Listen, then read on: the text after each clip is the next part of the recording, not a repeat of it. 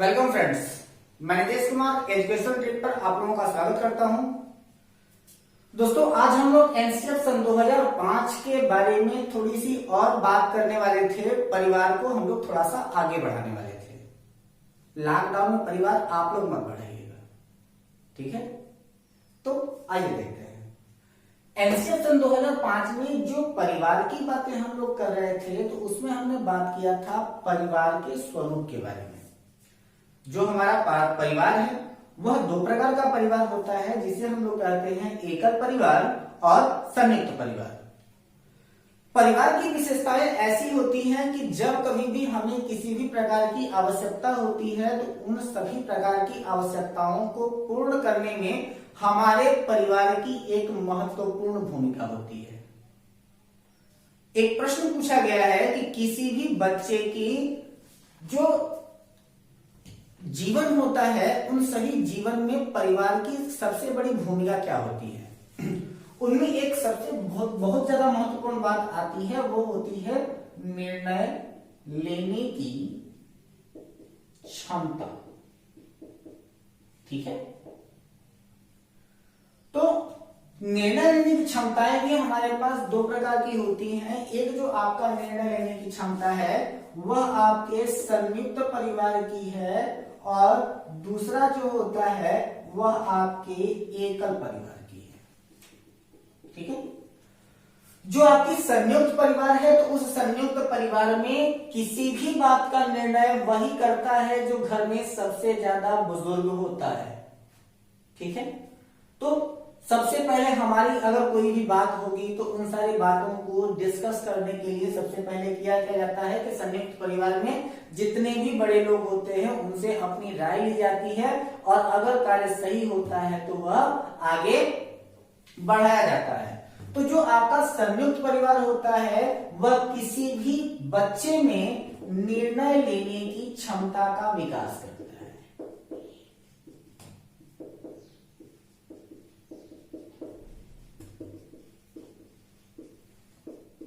ठीक है? और जो आपका एकल परिवार होता है वह क्या करता है, तो यह निर्णय लेने की स्वतंत्रता देता है।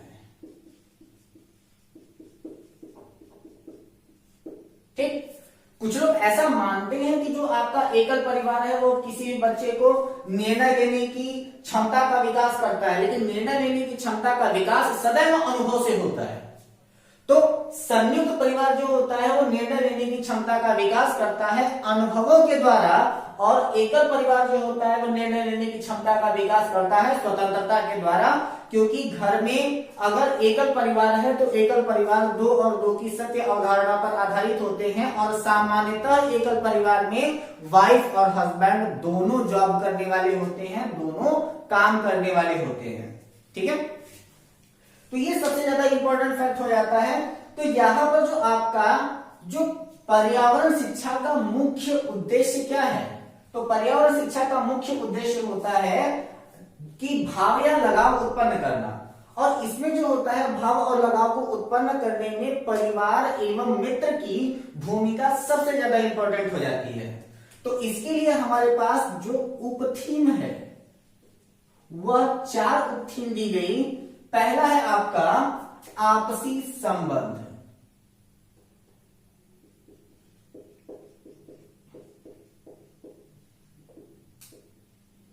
ठीक है?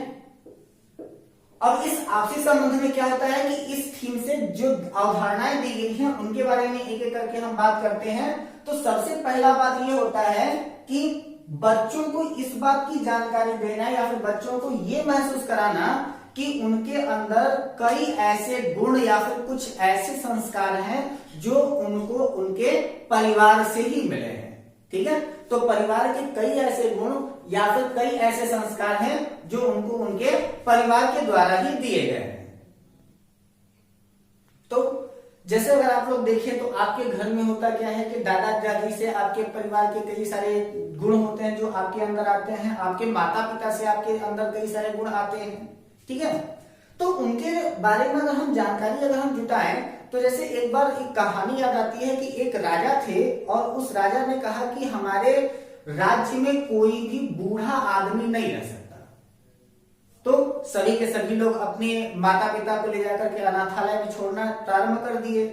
उनमें से एक लड़का ऐसा था जिसे अपने पिता से बहुत ज्यादा लगाव था, तो उसने किया क्या कि अपने पिता को अनाथालय में न छोड़ करके वह जंगल में ले जाकर के एक कुटिया बना करके वही अपने पिताजी को रख करके और वहीं पर उनकी सेवा करने लगा। काफी समय के बाद राजा का एक ऐलान आया और उन्होंने यह बात कही कि हमें कोई ऐसा ढोल बना करके दे जो ढोल बिना बजाए बजे। तो कई सारे लोगों ने यह सोचा कि आखिर यह कैसे संभव हो सकता है कि कोई ढोल ऐसे होगा जो बिना बजाए बजेगी। तो जब सारे के सारे लोग बहुत ज्यादा परेशान हो गए, लेकिन वह लड़का मुस्कुरा रहा था। उसने जाकर के अपने पिताजी से अपनी समस्या बताई, तो उसके पिताजी ने समाधान बताया कि तुम ढोल बनाओ और उस ढोल के अंदर मधुमक्खी का एक छत्ता मधुमक्खियों के सहित ले जाओ, और जैसे ही राजा के हाथ में वह ढोल दोगे वह ढोल अपने आप बजने लगेगी। लड़के ने ठीक वैसा ही किया, ढोल बनाया और ले जाकर के राजा के हाथ में रख दिया। और जैसे ही राजा साहब उस ढोल को लेकर के थोड़ा सा हिलाए तो उस ढोल के अंदर जो मधुमक्खियां थी वो उड़ने लगी और दोनों जाकर के ढोल के पर्दे से टकराने लगी। और ढोल के पर्दे से टकराने के बाद उसमें से आवाज निकलने लगी। राजा बड़े खुश हुए कि आखिर ऐसा ढोल बना कैसे। तब उन्होंने उस लड़के से उसका रहस्य पूछा कि आखिर इसके पीछे क्या कारण है। तो उस लड़के ने बताया कि अगर मैं अपनी जान की खैरियत पाऊं तो आपको इस बात की सच्चाई बताऊं।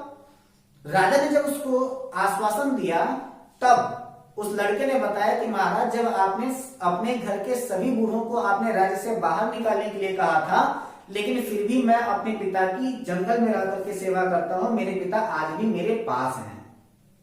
उस समय राजा साहब को इस बात का आभास हुआ कि घर में बड़े बुजुर्ग का रहना कितना ज्यादा महत्वपूर्ण होता है। घर की कई ऐसी समस्याएं होती हैं, कई ऐसी गंभीर समस्याएं होती हैं जिसका निराकरण हमारे जो बूढ़े बुजुर्ग होते हैं वह अपने अनुभवों के द्वारा आसानी से कर देते हैं। तो जैसे जैसे हमारी उम्र बढ़ती जाती है उसी उम्र के आधार पर हमें अनुभव प्राप्त होते हैं। जैसे हमारे जीवन का एक सबसे बड़ा लक्ष्य, एक सबसे बड़ा उद्देश्य होता है और वो होता है सिर्फ और सिर्फ सफल होना। लेकिन आपसे एक बात मैं और बता दूं कि सिर्फ सफल होना ही सब कुछ नहीं होता।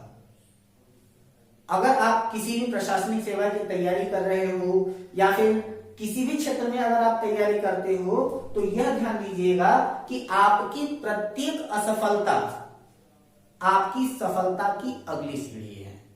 क्योंकि बिना असफल हुए अगर कोई भी व्यक्ति सफल होता है तो वह स्ट्रगल को नहीं जानता, वह अनुभव को नहीं जानता। तो अगर आप किसी भी कार्य को कर रहे हो, उस कार्य को करते समय अगर आप एक बार असफल हो जाओ तो दूसरी बार ये मत समझो कि मैं उस कार्य को करने में असफल रह गया इसलिए अब मैं दोबारा उस काम को नहीं करूंगा। क्योंकि पहली बार जब आपने उस काम को किया था तो अब उस समय आपके पास कुछ भी नहीं था, सिर्फ आपने उस कार्य को करने का प्रयास किया था। लेकिन जब दूसरी बार आप उसी कार्य को करने जाते हो तो अब आपके पास सिर्फ कुछ भी नहीं है बल्कि आपके पास आपकी एक सबसे बड़ा मित्र आपके साथ है और वह है आपके असफलता से मिला हुआ आपको अनुभव। तो हमारे लिए होता क्या है कि जब आप कभी भी सफल होते हो तो सफल होने पर आप मार्गदर्शन करते हो, बताते हो कि आप सफल कैसे हो गए।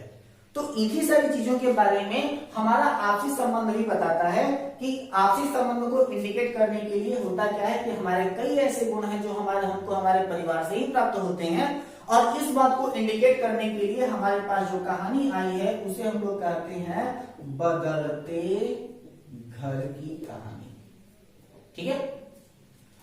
दूसरी बात इसके जो मुख्य उद्देश्य है वह ये कहता है कि किसी भी व्यक्ति को किसी को अपना आइडल नहीं बनाना चाहिए। क्यों? क्योंकि किसी भी व्यक्ति का आइडल स्वयं वो होता है।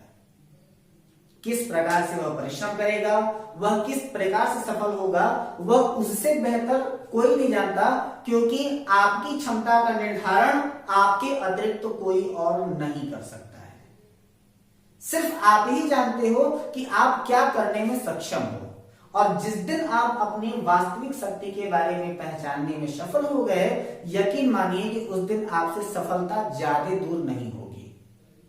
तो आपसी संबंध का जो दूसरा उद्देश्य है वह ये बताता है कि हमें कभी भी किसी को आइडल नहीं बनाना चाहिए, बल्कि उसने किस प्रकार से मेहनत किया है कि वह अब उसके द्वारा जितना भी अनुभव प्राप्त हो सके, उसकी कहानियों के द्वारा हम जितना ज्यादा प्रोत्साहित हो सके, उन सारी चीजों से प्रोत्साहित होकर के हम उससे सीखें। यानी कि हम किसी के सिद्धांतों पे ना चले, बल्कि उनके स्ट्रगल से सीख करके अपने पथ का, अपने मार्ग का निर्धारण स्वयं करें। और इसके लिए जो कहानी उपयोग में लाई गई, उस कहानी को हम लोग कहते हैं ग्रेगर जॉन मेंडल, या फिर किसी को कहा जाता है किसान का बेटा ग्रेगर जॉन मेंडल। ठीक है, अगली बात है आपका काम और खेल, यानी कि उपथीम नंबर 2 क्या है? काम और खेल। और काम और खेल को इंडिकेट करने के लिए हम लोग करते क्या है कि बच्चों को खेल खेल में शिक्षा देने की विधा को अपनाते हैं। तो उसी से ठंडा, उसी से गर्म के बारे में सत्यापित करने के लिए डॉक्टर जाकिर हुसैन ने शीशे पर फूंक मारने की बात कही थी कि जैसे सवेरे सवेरे उठ करके आप शीशे पर फूंक मारते हो तो पहले शीशे के ऊपर धुंधला हो जाता है, और जब आप हाथ से उसको उठा करके टच करो तो उसमें से हल्का सा पानी की तरह दिखाई देता है। तो उसका मतलब यह है कि आपके मुंह से जब हवा बाहर निकाली गई तो वह आपकी गर्म हवा थी, और जब शीशे से टकरा करके वह ठंडी हुई तो वह द्रव अवस्था के रूप में परिवर्तित होना प्रारंभ हो गई। तो काम और खेल को इंडिकेट करने के लिए एनसीएफ में जो कहानी बताई गई है उसे हम लोग कहते हैं जाकिर हुसैन की जादुई फूंक। ठीक है, तो सर डॉक्टर जाकिर हुसैन ने उसी से ठंडा, उसी से गर्म के बारे में बताने के लिए शीशे पर फूंक मारने की बात कही थी। इसी कहानी को हम लोग कहते हैं उसी से ठंडा, उसी से गर्म, या फिर जाकिर हुसैन की जादुई फूंक। ठीक है, तीसरी हमारी थीम है और वो है आपकी जानवर। ठीक है, तो इस कहानी से हमारा तात्पर्य क्या है? तो जानवर कहानी से हमारा तात्पर्य यह है कि वहां पर कई सारे ऐसे हमारे जो जानवर हैं, उन सभी जानवरों के बीच हमारा भाव या लगाव उत्पन्न हो। यानी कि बच्चों को इस बात के बारे में हमें बताना पड़ेगा कि जो आपके जानवर हैं वह हमारी ही तरह है, उनके भी तरह हमारे जैसे हमारे शरीर के अंदर प्राण है, वैसे ही जानवरों के अंदर भी प्राण है। जैसे आप लोग देखे होंगे ना कि घर में आपके जो कुत्ता होता है वह आपके घर में आते ही किस प्रकार से बड़े प्यार से पूंछ हिलाता हुआ आपके सामने चला आता है। तो अपने मालिक को देख करके कुत्ते का पूंछ हिलाना किस बात का प्रतीक है? उसके प्रति आदर का प्रतीक है। किसी को देख करके कुत्ते का भौंकना कुत्ते के गुस्से का प्रतीक है कि कोई भी उसके घर की ओर इंटर ना करने पाए। ठीक, तो बच्चों को यह बात का आभास दिलाना कि जानवर भी हमारी तरह बोलते, सुनते, खाते पीते, बातचीत करते हैं और उनके भी अंदर हमारी ही तरह की संवेदना होती है। ठीक है, इन सारी चीजों को बताने के लिए कई प्रकार की कहानी का उपयोग किया गया, जैसे कि बाघ, जैसे कि नंदू हाथी, जैसे कि जानवरों की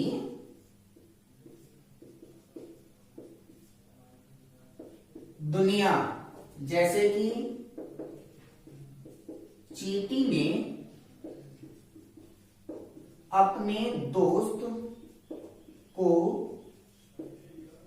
कैसे पहचाना। ठीक है, आज कई प्रकार की कहानियां हैं वह जो आपके लिए उपयोग में लाई गई है। एक हमारा सबसे फेवरेट कहानी तो मेरी छुट्टी गई, वो है स्लॉथ। स्लॉथ के बारे में बड़ा ही इंटरेस्टिंग फैक्ट है और वह ये है कि स्लॉथ भालू की तरह दिखने वाला जानवर है। वह दिन में कम से कम 17 से 18 घंटे तक पेड़ पर उल्टा लटक करके सोता है और जिस पेड़ पर रहता है उसी पेड़ की पत्तियों को खाता है। अपने पूरे जीवन काल में वह 7 पेड़ तक की यात्रा करता है और सप्ताह में केवल 1 दिन के लिए जमीन पर उतरता है, वो भी मल त्याग करने के लिए। इसके पश्चात वो फिर से पेड़ पर लटक करके सोता रहता है और इसकी जो जीवन काल होती है वो नियर अबाउट 40 साल की होती है। इसके बाद हमारे पास जानवरों से ही संबंधित एक और बात आती है, एक और उद्देश्य आता है कि समाज में हमारे कुछ ऐसे भी लोग हैं जिनके सामने आज जीविकोपार्जन एक सबसे बड़ी समस्या के रूप में उभरता हुआ चला जा रहा है। जैसे कल के डेट में हमने सपेरों के बारे में बात किया था कि सबसे पहले हमारे यहाँ होता क्या था कि जानवरों को पालना किसी भी प्रकार का अपराध नहीं था, लेकिन कई प्रकार के लोगों ने जब जानवरों का अंधाधुंध शिकार किया, उनको अपने पास पकड़ करके रखने लगे, जिससे जानवरों की समस्या होने लगी, वृक्षों की अंधाधुंध कटाई होने लगी, तो कई प्रकार के समाज के ऐसे लोग हुए जिनके सामने जीविकोपार्जन का एक समस्या के रूप में बहुत बड़ी समस्या खड़ी हो गई। तो उसके बाद कई प्रकार के कदम उठाए गए और उसके प्रति बच्चे संवेदनशील हों, उसके लिए जो कहानी ऐड की गई वह कहानी थी आपकी सपेरों की दुनिया। ठीक है। और जो आपके सपेरे होते हैं उसी सपेरों को हम लोग क्या कहते हैं, कालबेलिया या फिर आर्यनाथ के ही नाम से जानते हैं। ठीक है। अगली उप थीम है आपका पेड़ पौधे। पेड़ पौधों का भी हमारे जीवन में बहुत बड़ा महत्व होता है, ये भी आप लोग जानते हैं।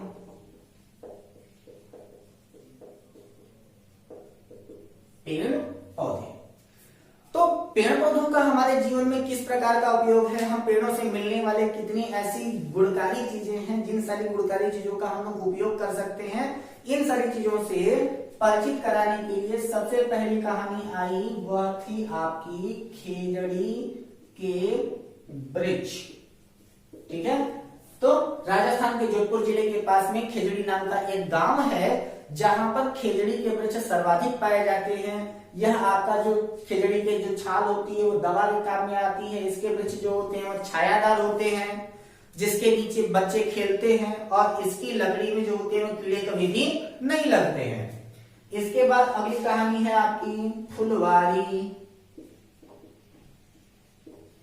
और कौन सी है, जड़ों की जाल। ठीक है। तो जड़ों की जाल से संबंधित कहानी के बारे में हमने जड़ों के बारे में पूरा डिटेल में पादा पकारिकी में मैंने जड़ तथा पत्ती के बारे में जब बताया था, तो मैंने जड़ों के बारे में इसकी विस्तृत जानकारी आप लोगों को दे दिया था। बार बार हमारे यहाँ पेड़ों की जितनी ज्यादा अंधाधुंध कटाई होती चली जा रही है, तो पेड़ों की अंधाधुंध कटाई होने की वजह से धीरे धीरे वन्य संसाधन, वन्य संपदाएं धीरे धीरे नष्ट होती चली जा रही हैं। उन वन्य संपदाओं को सुरक्षित रखना हमारे लिए एक बहुत ही बड़ी चुनौती बनकर के उभरता चला जा रहा है। इसलिए वृक्षों को काटने से रोकने के लिए जिस कहानी का उपयोग किया गया उसे हम लोग कहते हैं अमृता की कहानी। ठीक है। और यहाँ पर एक ऐसा गांव भी है जहां पर लोग कई हजार सालों से वृक्षों की सुरक्षा कर रहे हैं। तो लंबे समय तक वृक्षों की सुरक्षा करने वाले लोगों को क्या कहा जाता है, विश्नोई के नाम से जाना जाता है। तो यह आपके एनसीएफ सन 2005 के पहली थीम परिवार एवं मित्र संबंध के चारों उप थीमें थी। उम्मीद करता हूं कि आपको यह वीडियो पसंद आई होगी। बने रहे हमारे वीडियो के साथ। कल के डेट में हम कुछ और अन्य थीमों के बारे में बात करेंगे, उससे संबंधित कहानियों के बारे में आपको बताएंगे कि कौन कौन सी कहानी थी, और एनसीएफ समाप्त होने के बाद उसके प्रमुख उद्देश्य, कक्षा शिक्षण विधियां, मूल्यांकन की विधियों को बताते हुए आपको हम पर्यावरण शिक्षण की समुचित जानकारी देंगे, जिसकी वजह से आपके पेडागॉजी के 15 क्वेश्चन है वह आपके गलत ना होने पाए। बने रहे हमारे वीडियो के साथ। हमारे इस वीडियो को लाइक करें, सब्सक्राइब करें, ज्यादा से ज्यादा लोगों को शेयर करें ताकि इसका लाभ ज्यादा से ज्यादा लोगों को मिल सके। तब तक घर पे रहें, सुरक्षित रहें, हंसते मुस्कुराते रहें और अपना ख्याल रखें। धन्यवाद।